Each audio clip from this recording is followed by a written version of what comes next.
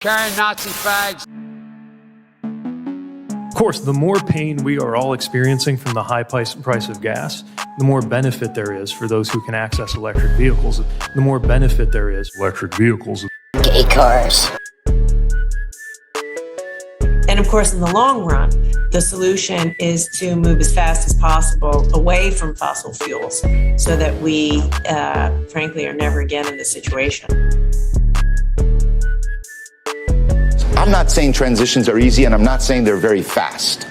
But we have to do everything we can to accelerate them, because otherwise, if we don't, that's when we're dependent on people who don't share our values.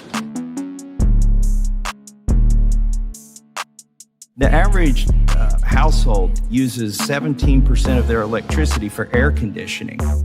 And that would mean the average household uses 1,870 kilowatt hours per year for air conditioning. If that average household plugged in electric cars, do you know how much more electricity they would use in comparison to the air conditioning that air conditions their whole house? No, but I would emphasize it will Well, let me help you with overall. that first. Gay cars. Before we go on, because the numbers are important.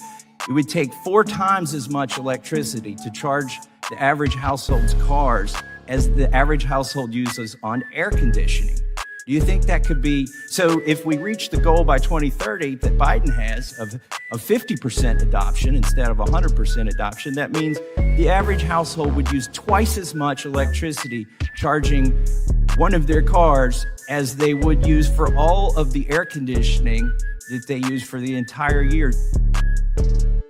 Here, you've long talked about how climate change is a national security issue for the country.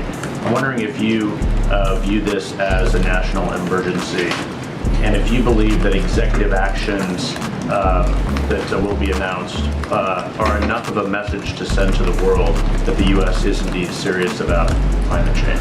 I'm not going to get ahead of any announcements on specific actions with respect to climate. But let me take a step back. I mean, the Pentagon has noted, not just in this administration, but even the previous one, that climate change is a national security issue. Geez, Jeff, I mean, not only does it affect our infrastructure, and you're already starting to see military bases like Norfolk Naval Base having to invest millions of dollars to try to improve their infrastructure because of rising sea levels. So it has an impact on our infrastructure. It has an impact on our readiness because you're seeing it now, even in the wildfires, where so many National Guardsmen are being called out, and God love them for that. But those are important tasks and missions, but it takes away from other tasks and missions when it comes to defending the United States.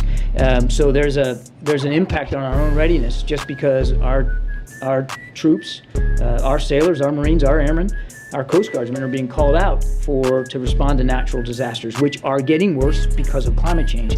And then lastly, it's a driver of actual missions because climate change creates instability, which creates insecurity in some places, and you can end up, the fighting in Syria started really as a result of a drought. Ha! Gay!